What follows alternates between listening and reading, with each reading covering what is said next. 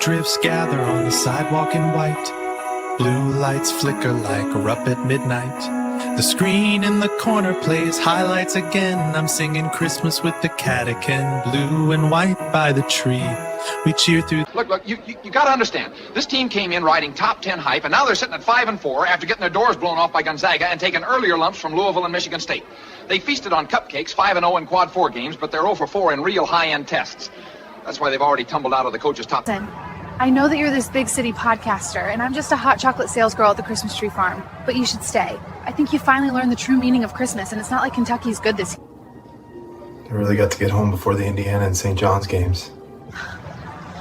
What'll it be tonight? Yeah, can we get these nuts? I'm sorry, we don't serve that. Maybe the charcuterie? Hey, can we grab an order of these nuts? We actually don't have... Right. Think you can start us with these nuts? We still don't have those. 2 of these nuts, please. And maybe a side of them? Folks, I promise, we don't serve them! But we do have everything else. Oh, ho, ho! And what would you like for Christmas, young man? I want Kentucky to turn their season around. Oh! Oh, that's a tall order. Did you hear that? He said Kentucky.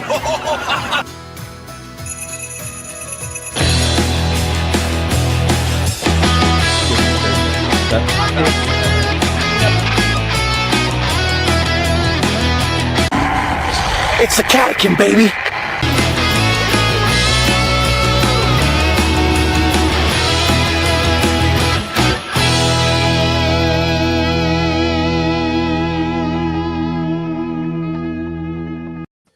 It's the Catican.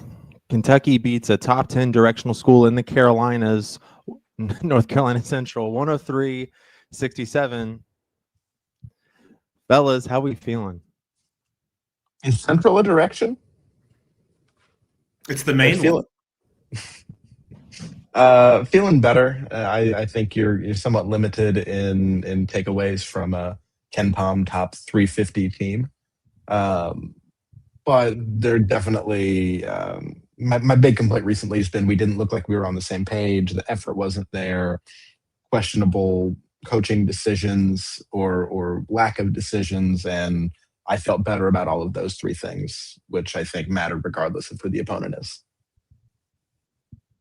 Yeah, I'll echo that. Not a lot of big takeaways from a NC Central game. A couple new things popped up during the game. The first half, 2 of our guys didn't play.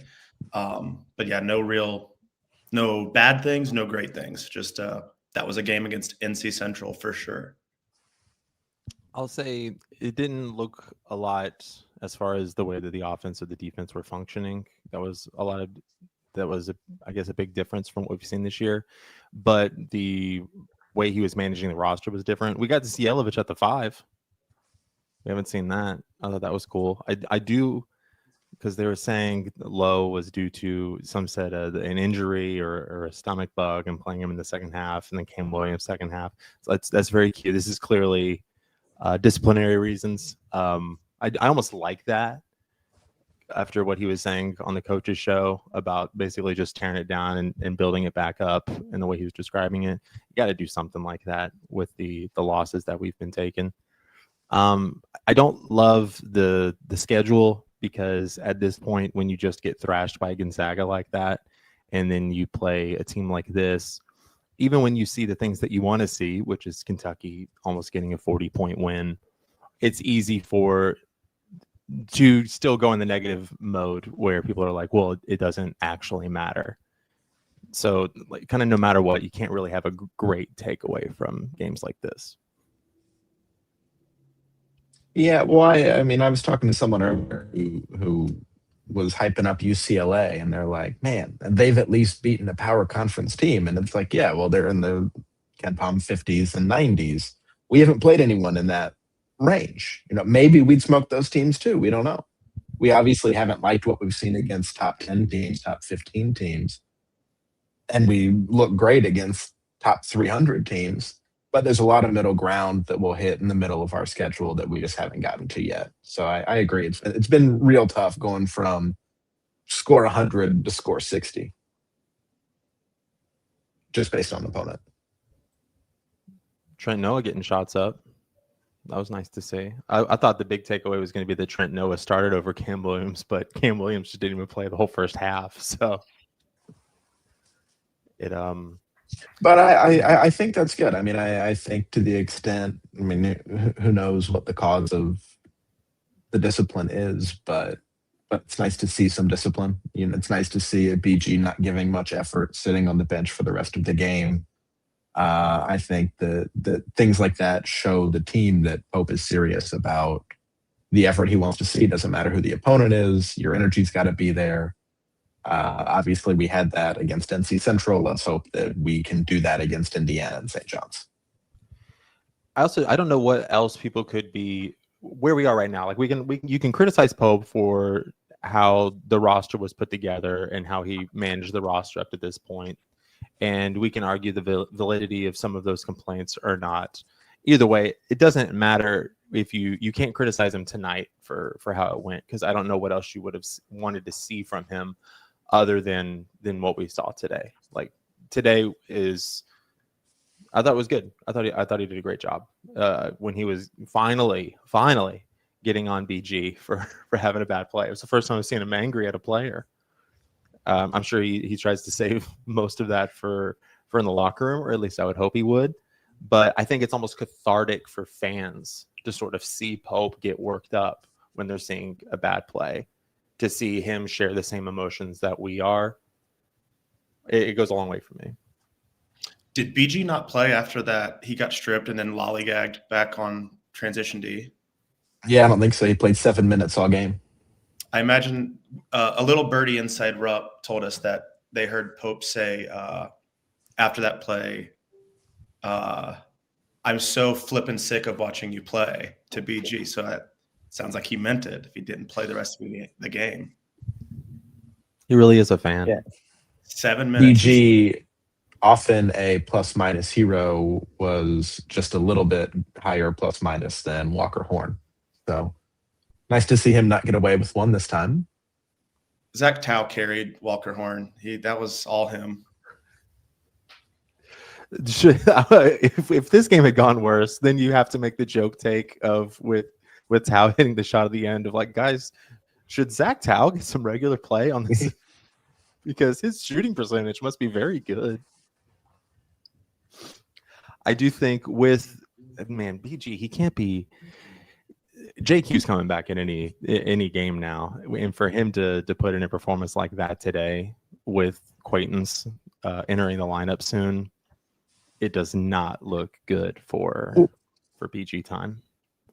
This was, I mean, it's tough because my position back in the portal time was that I did want BG back. I was not an EA BG leaver, but I was also not an IE. And what I said is that it'd be great if he would come back just to give us some insurance if Malachi's not ready until JQ is ready. I don't think he wants that role, so I assume he transfers. Well, obviously he didn't, and we're probably paying him more than I want.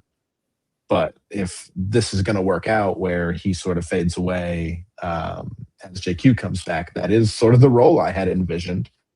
He's certainly gotten more minutes than I wanted him to up until this point. I know reports where they were trying him at the 4 a little bit in practice this week, the open practice for the BBN United folks. He was playing a little bit of the 4 today. And maybe I don't think that's the answer. I know he's hit 2 threes that we've needed in some games, but I don't think that's his shot.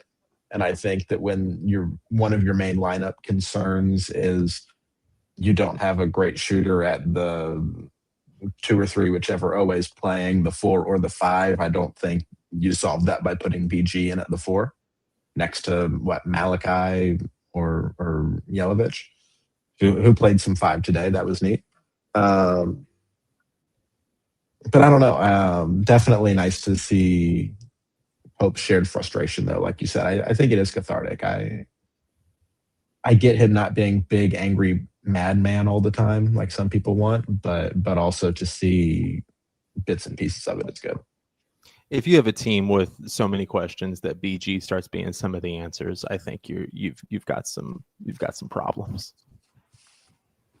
Unfortunately, we have Jaden entering the lineup, so I can't imagine that Brandon's going to get a ton of playing time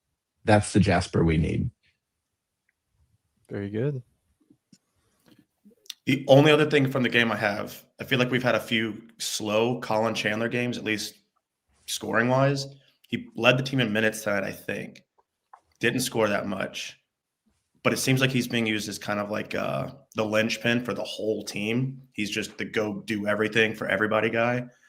So he's not having his tomahawk dunks or his 3-for-4 shooting nights from three, but he's still getting a lot done, even outside of what shows up in the box score, which is nice to see. It's a guy Pope can rely on. He was 7, 5, and 8 tonight. I'll take 5 boards and 8 assists from Colin Chandler any night. Seems like teams are likely keying in on him as well. And when Well, other players start picking up the slack there, things might start opening up for him again. All right, cool. Let's move on to our little Indiana preview. Before I do that, if everyone watching could just give us a quick like and subscribe, it would be much appreciated. And if you have any takes on tonight's games or any Indiana predictions, put them in the chat and we'll talk about it. Fellas, how are we feeling about the Indiana game? Must win? I mean, for the fans, sure. And it's not like we've got a long SEC season against plenty of quality teams to build a resume. I don't think it's do or die from a tournament perspective, though it would really help our seeding if we win this one. But I think for fan morale, it absolutely must win. Sort of like we talked about earlier, seesawing between top 10 team and bottom 10 team isn't really good for building confidence. All we know definitively is that we're not a top 10 team, probably. But, we'd like also to have some confirmation that we are able to beat some teams that are not bottom 10. I think it'd be good, like you're saying, for the fans to see us win one, a good road or a good game against a good opponent. It'd be great for the players too to finally have a legit win, get some real confidence. It's not a must win, like you said, but it's a must win for everybody involved. I'm starting to feel like I'm not willing to give it the must win label. I feel like you gotta win one of these non-con like big marquee games before a conference season. Otherwise, I think you do start running into a wheels fall off scenario at the year. I feel confident about this one. I do feel weirdly confident. More so than I was feeling about Gonzaga. I haven't felt this confident in a win since maybe Michigan State. I thought we were going to be able to handle business. Turns out Michigan State's very good. Indiana, they have had those sort of middle of the road wins because they have wins over Kansas State and Marquette. Just sort of you can get an idea of about where they lie. I do, but also lost to Ken Palm 112 Minnesota. Yeah. So maybe we have a clear idea on how good Indiana is versus how good Kentucky is, because Kentucky could be better or significantly worse than Indiana. There's really no way of knowing. Oh no, we've blurred Ben. Yeah, I don't know what happened. NSFW Ben. Ben, did you want to exit and come back? Or Yep. There we go. Nailed it. I do like your character, Jared, of not a must win, but a gotta win. Hey, what? Not a must win, but gotta win.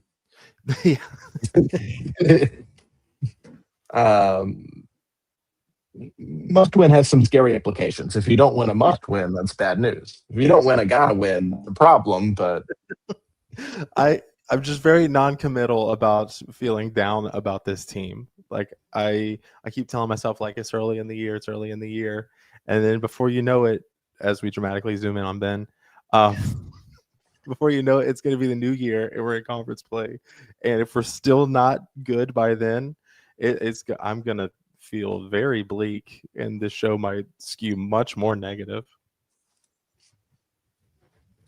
Ooh, I like what Ryan said here. He said, not a must win, it's a win or else. I like the threat in that one. Puts the onus on the team.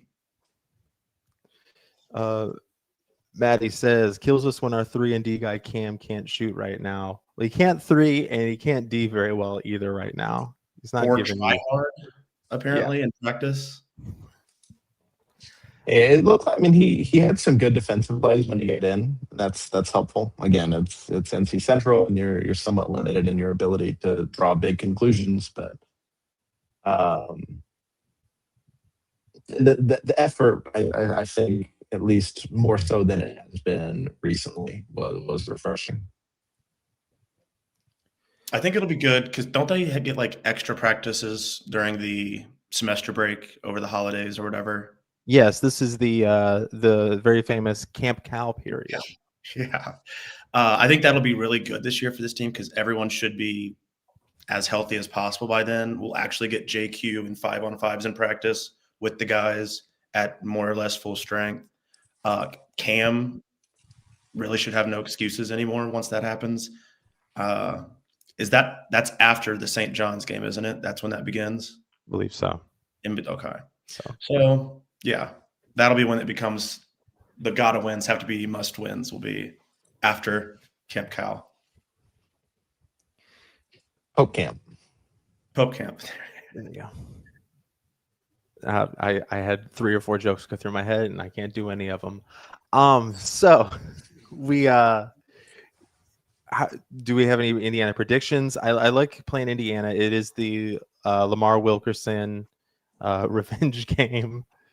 Really, that team's kind of chock full of people that we went for with Lamar Wilkerson. I think Reed Bailey. Do they have somebody else? They might. That I think we were rumored with, but I don't know. I'm excited for the return of this series. I mean, I think that there's good rivalry between Kentucky and Indiana. I thought it was. I mean, I get why Cal wanted back to Assembly Hall. If they weren't going to guarantee player safety or whatever it was that he demanded, and they wouldn't do. So I think it's good for basketball that this series is back. So looking forward to that. I just wish I had seen more good up until now and could be really confident. Like I wish we were going into this game with the team I thought we'd have. Right. And maybe we get there. Maybe this will be an important stepping stone on the way to being a lot better.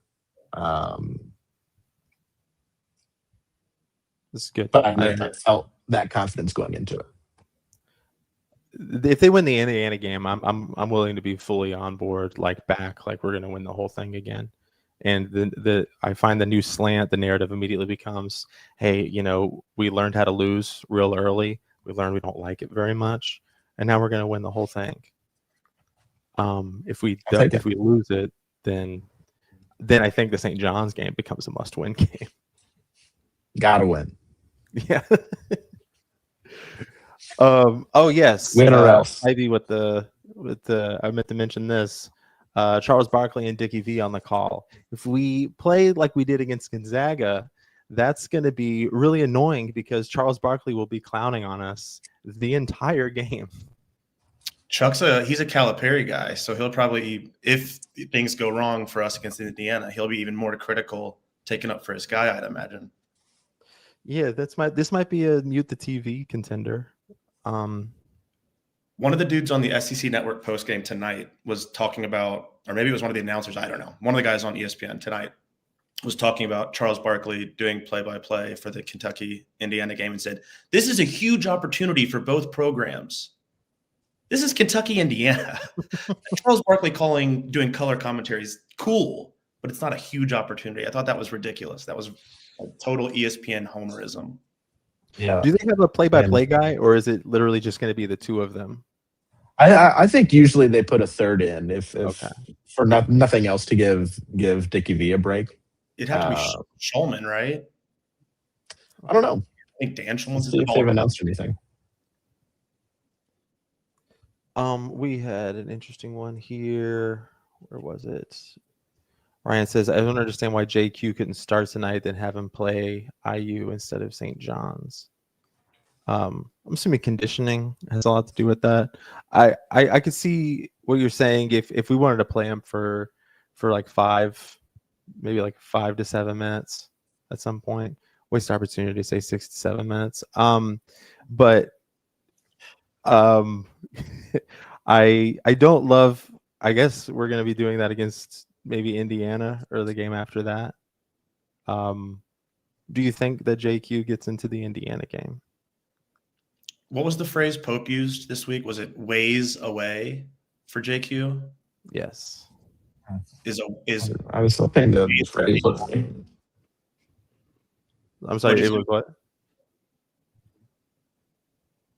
How long is a ways away, according to Pope? 5 days, 5 weeks?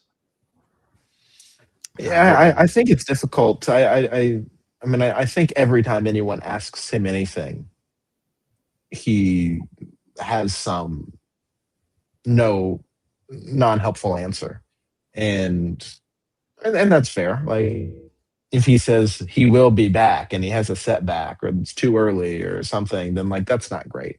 So it's probably one of the things Pope would prefer they not ask. Just from an internal perspective, we don't want to feel any pressure to bring him back early. Certainly not because I gave a stupid answer in an interview earlier this week, So I don't know. I hope he's back soon. Like I said, I would have preferred the phrase he used to be imminently any day now, certainly this week, but I just don't think we're ever going to get that kind of answer about a injury situation. I live by the motto that coaches lie, even our sweet baby boy Pope. So I'm gonna hold out hope that we're getting JQ in the Indiana game. I certainly think we get him by St. John's. I agree. Well, one thing is that like if the health is there, the knee is there, and the issue is conditioning, we know Pope has no issue playing guys for just a couple minutes at a time. Wouldn't some minutes of JQ be better than none? Hopefully for the team, but also maybe for him. I mean, no better way to be motivated to get back into hustling and caught up to game speed than playing in a game. I feel like if Lowe and BG can both get 7 and 8 minutes tonight, why can't JQ get that against IU as well? 4 minutes, a little 4-minute segment in the first half and second half. Just get him some exercise and give a new look to IU to deal with. Plus, this fan base is in dire need of hope. And even just getting a little taste of what it could look like with Quaintance on the floor. You guys remember the Big Z game?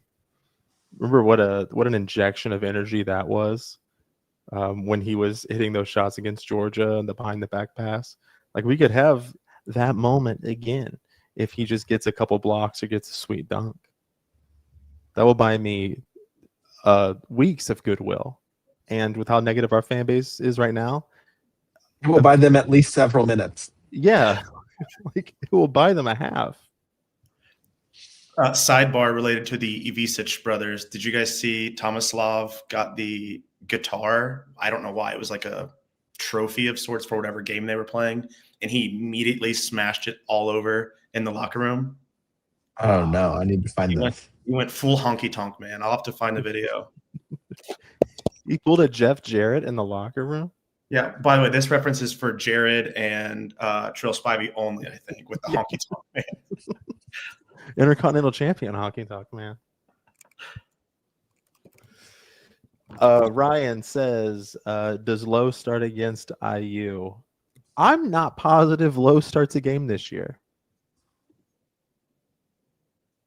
Yeah, I'm not sure. It's I don't think I'd heard this, but during the game they said that Pope had referred to Lowe as day-to-day for the rest of the season. So we'll see, I guess. That's another one where really it sounds like just the nature of the shoulder thing is that once it's happened, it's likely to recur. It's already recurred once, which probably makes it even more likely to happen again. And it's probably just managing that. I think they said there was no pain, which is good. It's just you're likely to have this issue. I don't know. I mean, the answer certainly doesn't seem to be hold him out all season and make sure it doesn't happen again, but also don't really get to use him. I mean, if in my mind, if he's making the decision to be here and playing and not medically redshirting, then you should play him some, especially when he allows Jasper to play in the way that he did. And again, caveat, NC Central, like I know we need to see this against a real team from Jasper, but if Lowe being in and on ball allows Jasper the freedom to play differently and like this and to have that half that he had and score 22 points, we need that. That's something that would be incredibly helpful. I agree. The ease with which we can get into the paint with Lowe, just have somebody shifty enough to get in and draw some defenders and then kick back out is night and day. So do we want to close this off with some predictions? Do we win? Player of the game? Does JQ play? Let's do that. Of course we win. I don't think anyone's going to guess that we lose. I think we win. We're at home, right? It's at Rupp? Yep. Give me a 78-71 Kentucky victory. MVP Otega. Ooh. That's fun. I'll go higher scoring. Does JQ play? Is the last part of that? No. Okay. I'll go higher scoring. UK wins in the 80s. MVP Malachi, no JQ. Ooh. Give me a 88-79 win. Player of the game. Give me Trent Noah, dude. Give me Trent Noah.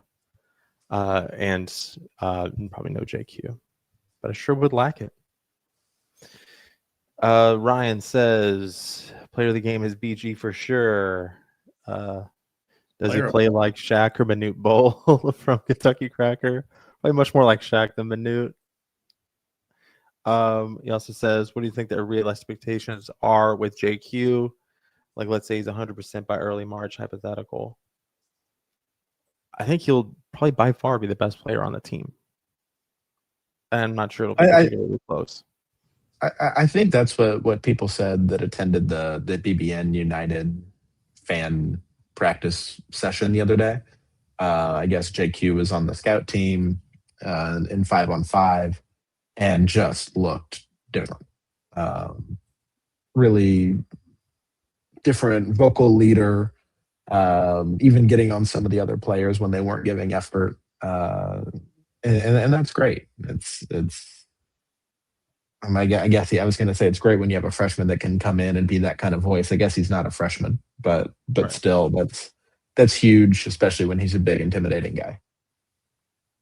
Though, not sure I can imagine him yelling at somebody the way I've heard him speak. So probably doesn't need to. Just look at them and flex a little bit. All right, fellas. Well, that's all I got. If there's anything else you guys want to cover. Nothing.